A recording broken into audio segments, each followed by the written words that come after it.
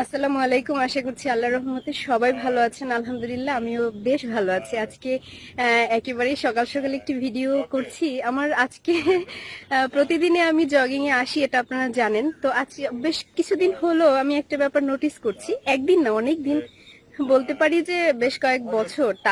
তাহলে যে এরকম আজকে ধরেন আমি এখন যে লেকে হাঁটছি, এখানে প্রথমে আমি 5টি রাউন্ড দিলাম।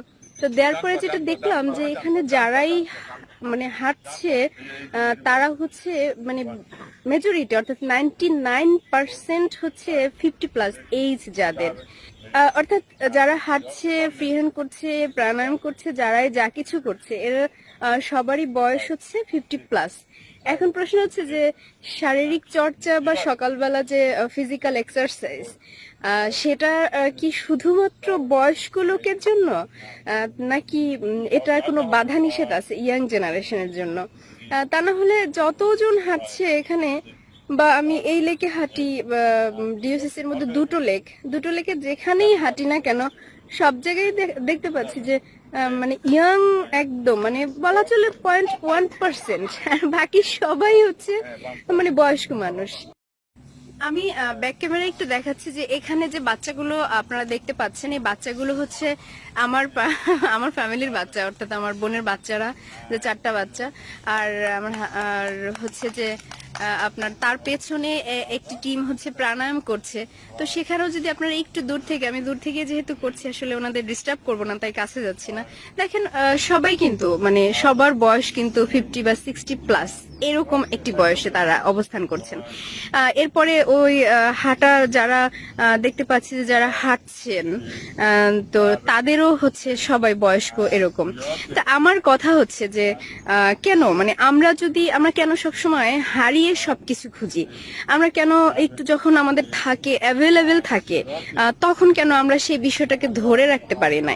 এটা আসলে এটা কিন্তু আমাদের নিছক বোকামি। কারণ একটা কিছু নষ্ট হয়ে গেলে সেটা কিন্তু আর যত যাই কিছু বলি না কেন সেটা কিন্তু আর সেভাবে সুন্দর কিছু হবে না। হ্যাঁ, তো সে জায়গা থেকে দেখুন আপনার পুরো লেকটা, আমি জানি না একটি মানুষ মানে 1-2 জন হয়তো পড়বে চোখে, যে যারা একটু বয়স কম।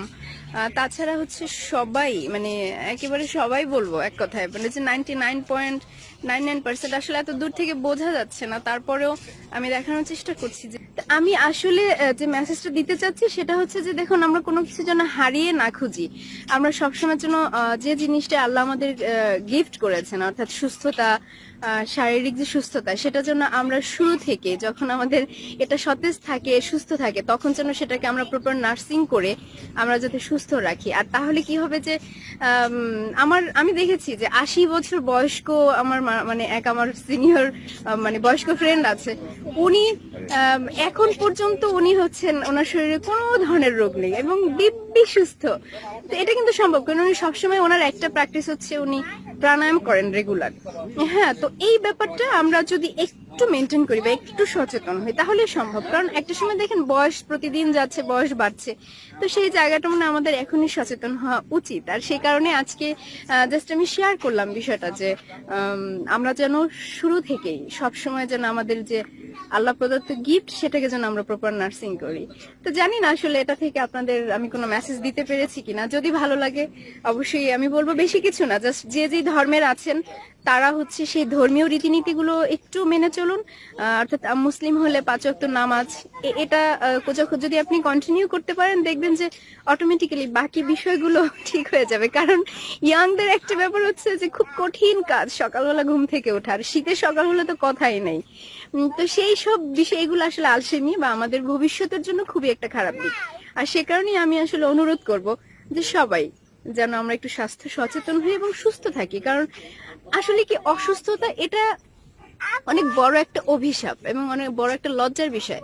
নর্মালি আপনি যদি অসুস্থ হয়ে যান তখন কিন্তু আপনি সুস্থভাবে কিছু চিন্তা করতে পারবেন না, আপনি কোনো কাজ সুস্থভাবে করতে পারবেন না, আপনি মানে কোনো কিছু ঠিকভাবে করতে পারবেন না। আস্তে আস্তে আস্তে আস্তে কি হবে, আপনি একটা পারিবারিক বোঝা হয়ে যাবেন। আর সেটা কি হবে, স্বাভাবিকভাবে পরবর্তীতে কিন্তু অটোমেটিক্যালি আমরা এক ধরনের অবহেলার শিকার হই। কারণ স্বাভাবিক তো, কতদিন একটা অসুস্থ মানুষকে মানে ক্যারি করাটা খুব ডিফিকাল্ট একটা ব্যাপার।